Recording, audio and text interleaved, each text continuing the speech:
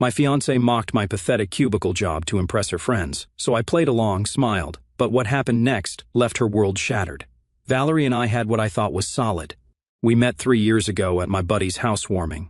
I'm a construction foreman. I run crews building luxury homes and high-end commercial projects. It's not glamorous to some, but it pays well, and I'm damn good at what I do. When we first started dating, Valerie couldn't get enough of my job. She'd run her hands over my calluses and say how sexy it was that I built actual things with my hands. "You're not like the other guys I've dated," she'd tell me. "They just stare at spreadsheets all day, while you're out there creating something real." She loved introducing me as her builder boyfriend and would brag to her girlfriends about how I renovated her bathroom in a weekend. For my part, I respected Valerie's corporate marketing gig. Sure, I didn't understand half the buzzwords she used, but could see she worked hard. I made good money, more than her, actually, so I took care of most of our expenses, nice dinners, weekend trips, even helped with her student loans. We had a system that worked. I thought we had mutual respect. 3 months ago, I proposed. She said yes, cried, and posted all the ring pics on Instagram. Everything seemed perfect. Then came that dinner party with her pretentious friends and some CO workers. It was one of those upper-middle-class get-togethers where everyone tried to outshine each other, who had the best career, the best stories, the best vacation plans. I never particularly liked these events, but I went because Valerie wanted me there. But let me mention that Valerie had been acting weird all week before it. She kept bringing up her boss, Greg, telling me how I should network more and think about my career trajectory, like I was some kind of project she needed to fix. I brushed it off, figured she was just stressed about work. When we got to the party, I immediately felt out of place.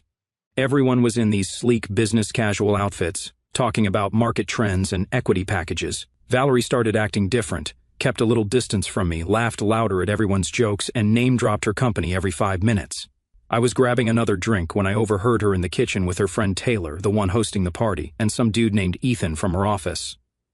They didn't see me. "So, you guys are engaged now, right?" Ethan asked.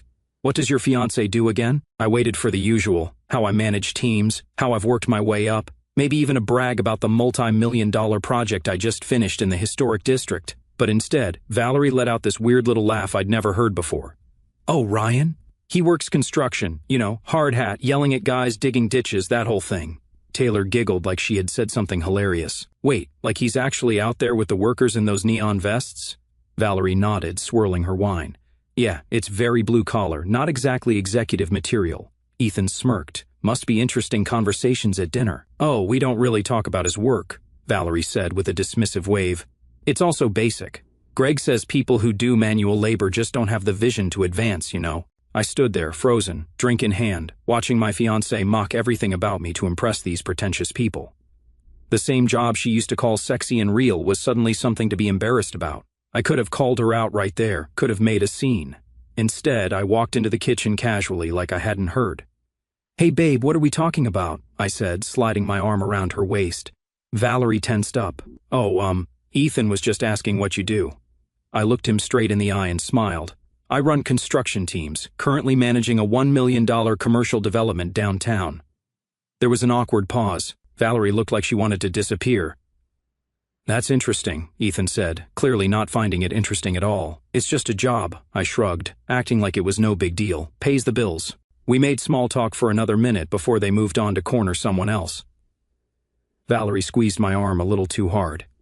"You didn't need to brag about the budget," she whispered. "Just answering his question, babe," I said. Keeping my voice light for the rest of the night, I watched Valerie perform for her friends, like I was some kind of embarrassing secret she had to manage. The woman who used to proudly show off pictures of projects I'd built was now practically apologizing for my existence. I drove us home in silence. Valerie didn't even notice. That night, lying next to her in bed, I realized our whole relationship might be a lie. She wasn't with me because she respected me or what I did. She was with me because I was reliable, stable, the guy who would pay for dinner and fix her sink while she looked for something better. And that's when I started making my plans, because what Valerie didn't know, what she never bothered to ask about, was that my pathetic construction job had caught the attention of one of the biggest luxury developers on the West Coast. They had been recruiting me for months to become their director of construction operations. I hadn't told her yet because I was planning to surprise her, but after that night I decided she didn't deserve to know, and she definitely wouldn't be coming with me when I left. I smiled in the dark as she slept beside me, completely unaware that her mask had slipped and that she just made the biggest mistake of her life. The morning after that dinner party, I woke up before her. I watched her sleeping there, all peaceful and completely unaware that I'd seen behind her mask. See, I'm not the type of dude who explodes when he's pissed. Never have been. My old man taught me that real power isn't in showing your hand, it's in making your move when no one expects it. And that's exactly what I plan to do. I slipped out of bed and made coffee, my mind racing through every moment of our relationship. All those times Valerie had jokingly suggested I look into management roles away from the dirty work. All those subtle comments about how her college friends were buying vacation homes while I was still swinging hammers. The way she'd changed the subject whenever I talked about my latest project but expected me to listen to hours of her marketing talk. The signs had been there all along. I just hadn't wanted to see them. What really messed with my head wasn't just the disrespect. It was the fact that I'd given this woman everything. I paid for most of our expenses, I fixed things around her place, I even helped her brother move apartments last summer when none of her fancy friends would get their hands dirty. I'd been there for every crisis, every late-night call, every time she needed someone solid. And this was how she saw me, some blue-collar loser who wasn't executive material. But instead of confronting her, because I knew it wouldn't make any difference, how would you demand respect from someone who already sees you as inferior? I decided to become the perfect fiancé. Yeah, you read that right. When Valerie finally dragged herself out of bed, I had breakfast waiting, smiled, kissed her forehead, and acted like nothing was wrong. She probably thought I was too simple to catch the shade she'd thrown at me the night before, and I let her think exactly that. You seemed to have fun last night, I said casually, sliding her some coffee. Yeah, it was all right. Did you like my friends? She didn't even look up from her phone. Sure, I lied. That Ethan guy seems interesting. Her eyes flicked up at that. Oh yeah, he's pretty successful for his age. Just got promoted to senior manager. Good for him, I said, keeping my voice neutral. Maybe I could learn something from guys like that. She practically beamed. Absolutely, that's what I've been saying. If you'd network more with professionals instead of just construction guys, you might get some better opportunities. I nodded thoughtfully, like she'd just dropped some profound wisdom on me. You're probably right, and that's how the next few weeks went.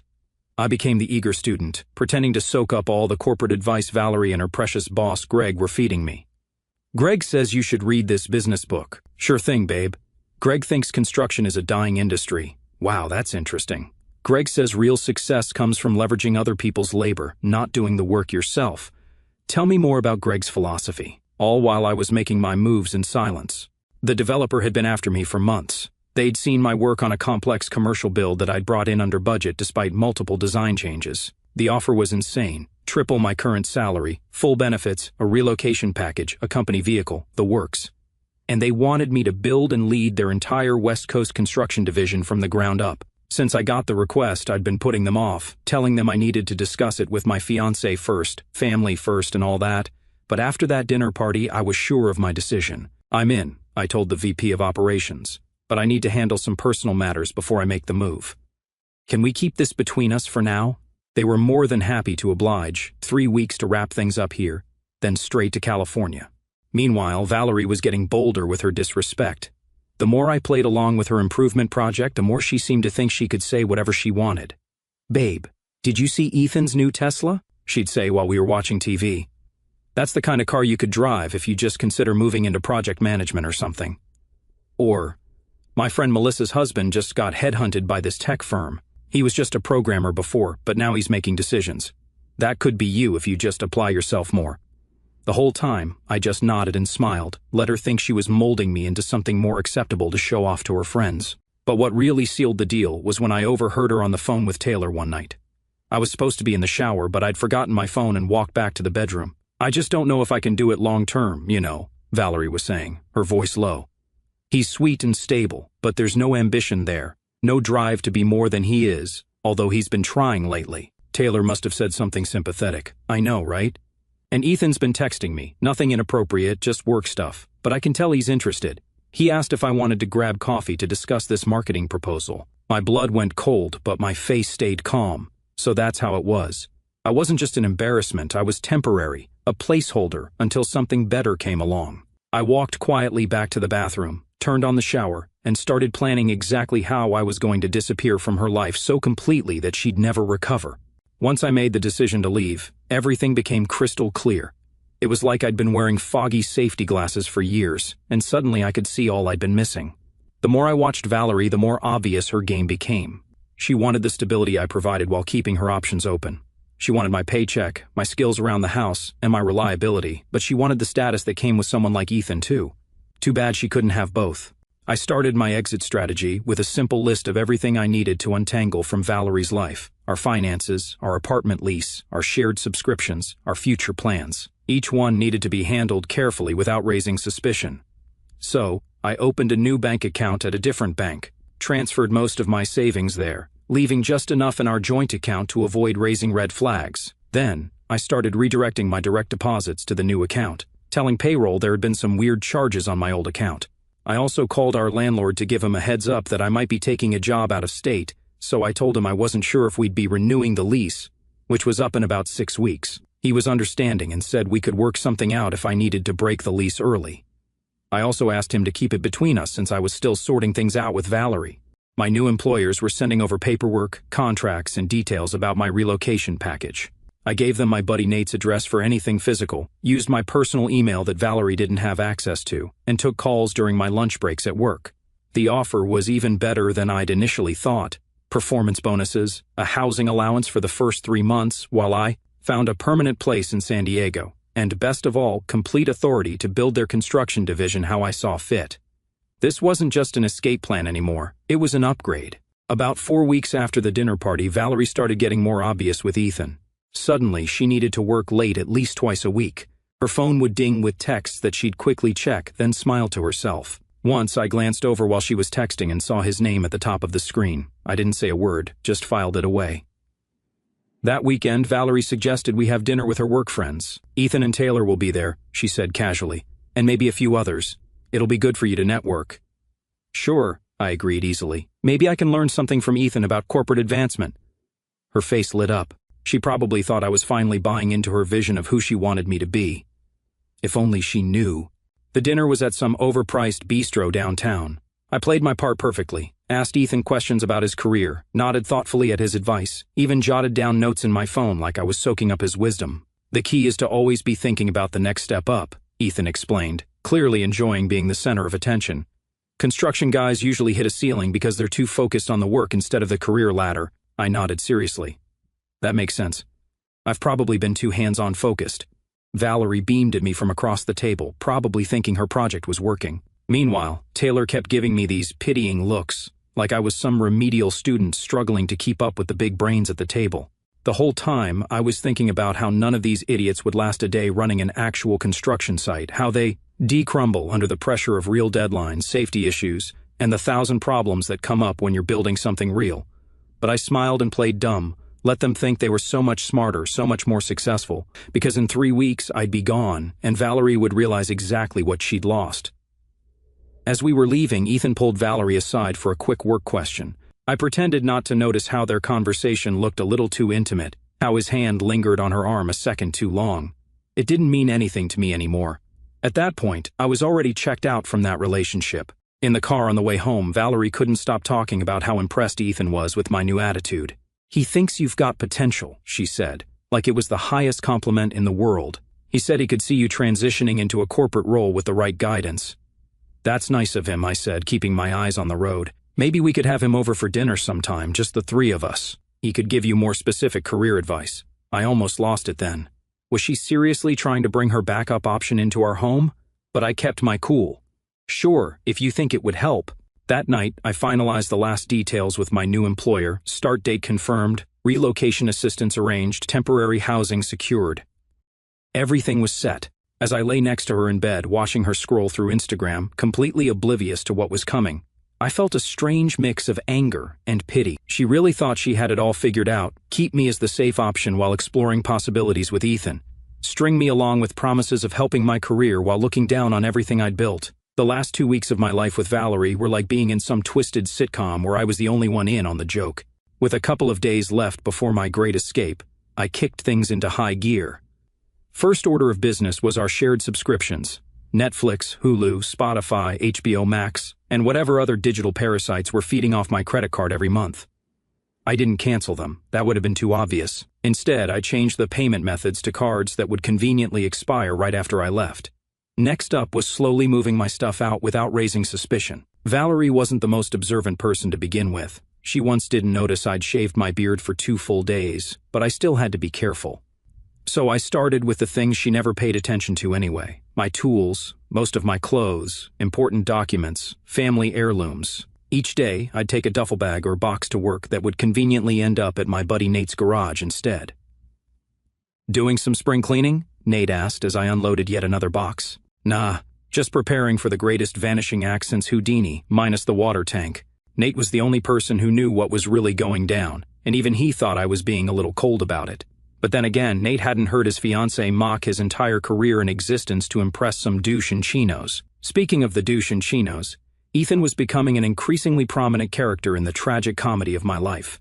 Valerie was now texting him constantly, and apparently, he'd become the world's foremost authority on my potential career path. "Ethan says you should really consider getting some certifications," Valerie announced one night over dinner, scrolling through her phone instead of actually looking at me. "He says it would make you more marketable if you ever want to leave the, physical labor behind." Wow, Ethan says that, huh? The same Ethan who wouldn't know which end of a hammer to hold? That Ethan? It's what I wanted to say. Instead, I nodded thoughtfully and replied, "That's a good idea. I'll look into it." She beamed, like she just successfully taught a dog a new trick. "Good boy, Ryan. You're almost housebroken." The real eye-opener came one evening when I was grabbing my gym bag from the car. I had to park on the street since some genius neighbor decided their rusty project car deserved the covered spot more than my truck. As I was walking back, I passed by our open bedroom window, where Valerie was on a video call with Taylor and a couple of other friends from her office. I didn't mean to listen in, but when you hear your own name, it's kind of hard not to. "And you should see how he's starting to dress differently," Valerie was saying, her voice all proud, like she was discussing a successful science experiment. "I think he's finally understanding that construction is just a stepping stone. He's even reading those career books I got him." The girls on the call all made those exaggerated "aw-da" sounds. "This is like that show where they make over those clueless guys," one of them squealed. Valerie laughed. "Basically. But seriously, Ethan's suggestions have been super helpful. He really gets what Ryan needs to do to move up in the world." "Okay, but speaking of Ethan," another voice chimed in. One of her fake work friends, I forgot her name.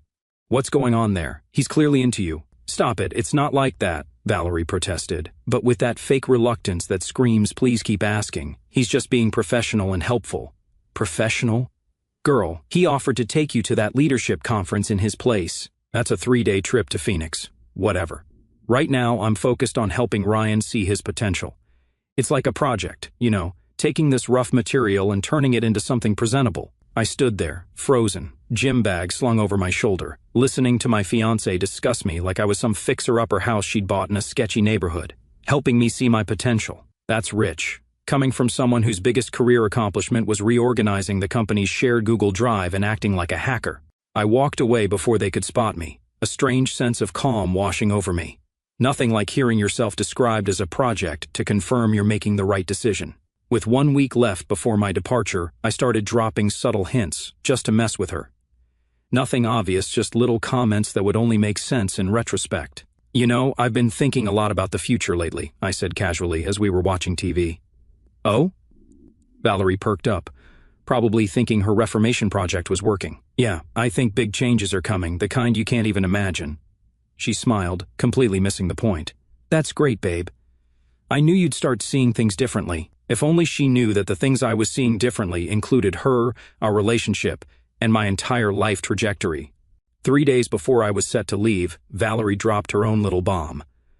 "So, I was thinking we should have dinner with my parents next weekend," she said, scrolling through her phone as usual. "Dad's been asking about wedding plans, and I thought maybe we could start discussing dates."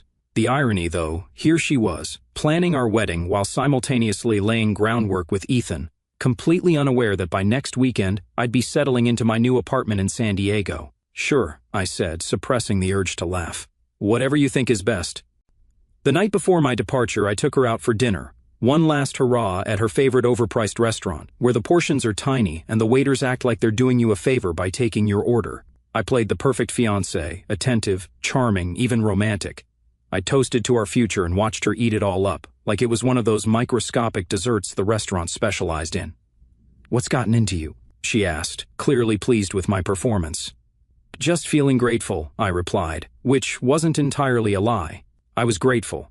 grateful that this was the last time I'd have to watch her take 14 photos of her meal for Instagram before actually eating it. The next morning, I woke up early and headed out to work like any other day. The only difference was that my truck was packed with the last of my belongings, my resignation letter was in my pocket, and my one-way ticket to San Diego was already downloaded on my phone. I took one last look at our apartment building in the rearview mirror and felt nothing but relief, just the satisfaction of knowing I was finally taking control. Valerie would wake up in about an hour, completely unaware that she'd just spent her last night with me.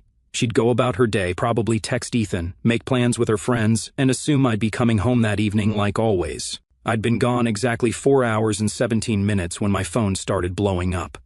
I was sitting in an airport lounge, waiting for my connecting flight, enjoying the feeling of having pulled off the perfect exit when the barrage began. "Ryan, where are you? The landlord just called about the lease. Please call me. This isn't funny."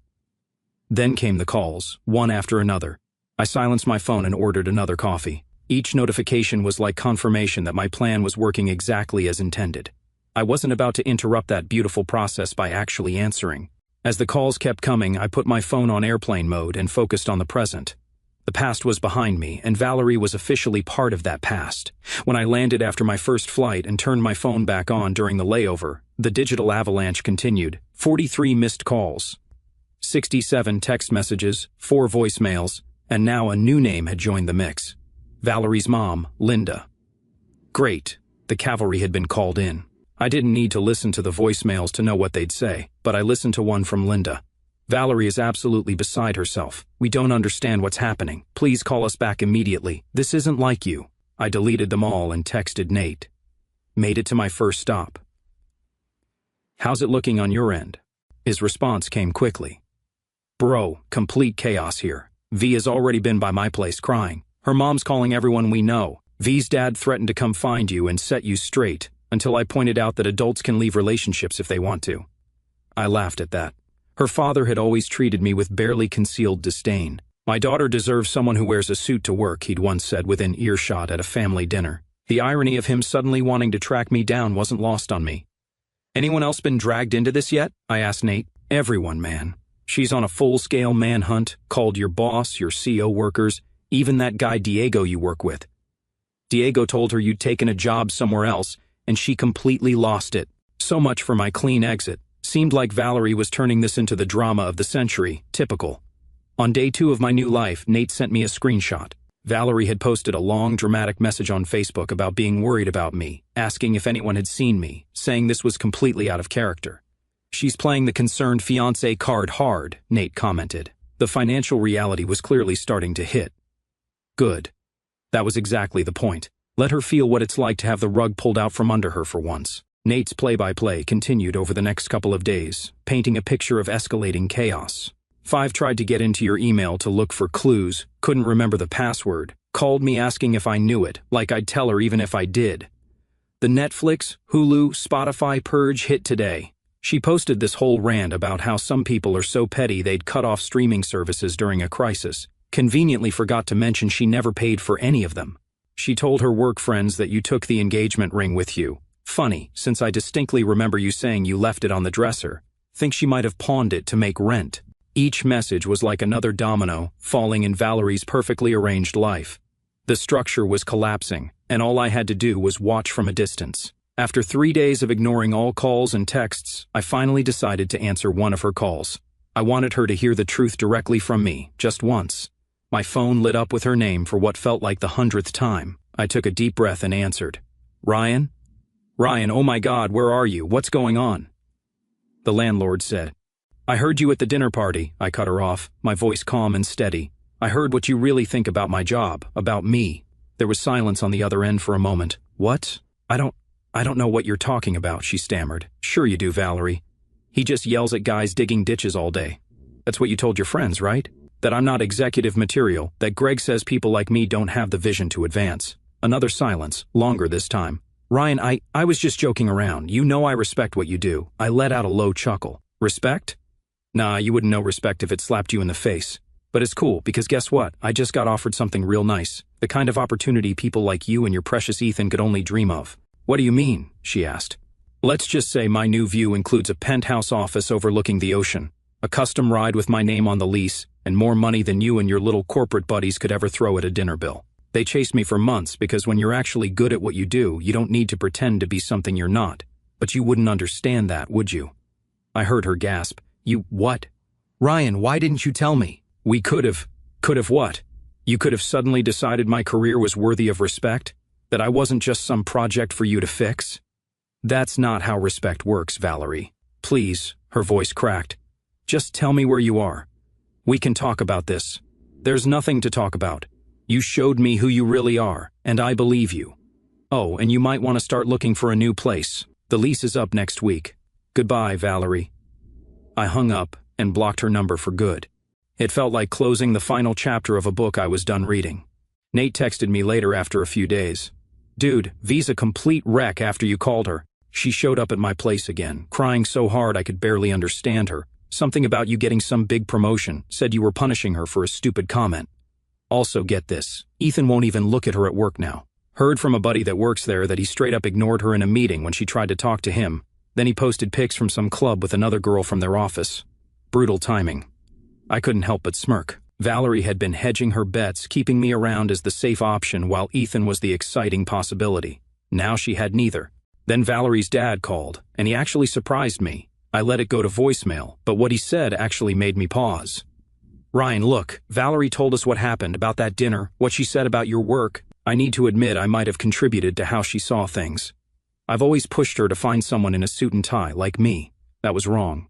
She's a mess, son. Had to move back home because she can't afford the apartment. Can't you two at least talk? Too little, too late, Bob. Maybe if you'd shown some respect for my line of work earlier, things might have been different. I didn't respond, but I did check social media once, just to see how things were playing out. Valerie's status had changed from taken to nothing. Her usual stream of perfect life photos had stopped completely. According to Nate, the real-world situation was even worse. Her parents showed up with a U-Haul yesterday to move her stuff out. None of her friends helped, not even Taylor. Speaking of that snake, Taylor had the nerve to message me, asking if you and I still hang out, said she always thought you could do better than Valerie. These people are something else. Every update from Nate made me laugh my ass off. It became my favorite part of the day. Nate sent one more update a week later that painted the complete picture. Ran into V's sister at the store. Apparently Five got taken off that big marketing project at work because she's been too emotional lately. Had to watch Ethan give the presentation she'd been working on for months. She's applying for transfers to other branches, basically trying to disappear from her own life. The irony wasn't lost on me. Valerie's carefully constructed social facade had crumbled. The fancy friends she'd tried to impress had abandoned her. The backup plan she'd been cultivating had ghosted her. The financial stability she'd taken for granted was gone. Everything she'd valued more than our relationship had fallen apart. Through all this, I completely rebuilt my life. My new office had floor-to-ceiling windows overlooking the Pacific. My name on the door as Director of Construction Operations. 15 project managers reporting to me, overseeing sites across Southern California. Not bad for a guy who just yells at ditch diggers. What surprised me most wasn't the job, it was how I felt. No second-guessing, no justifying myself, just freedom. Nate flew out to visit one weekend after a couple of months since everything went down. We grilled on my balcony. You sure you don't want to know what's happening with Valerie? He asked. I shook my head. That chapter's closed. But Nate couldn't help himself. She's still with her parents. Started seeing some financial advisor her dad introduced her to. I was surprised by how little I cared. It was like hearing about a stranger. Was my exit cold? Maybe heartless, some would say. But I call it self-respect. Because sometimes the best revenge isn't making a scene or hurling accusations. Sometimes it's looking someone in the eye, or in this case, telling them over the phone, exactly what they lost. Valerie had told her friends I had no ambition, that I would never be more than a construction worker. She'd compared me to Ethan and Greg and found me lacking. She treated me like a project to be fixed rather than a partner to be respected. Well, she got exactly what she wanted, a fiancé with ambition. I took my ambition and directed it exactly where it belonged, toward building a better life for myself, without her. And all it took was walking away.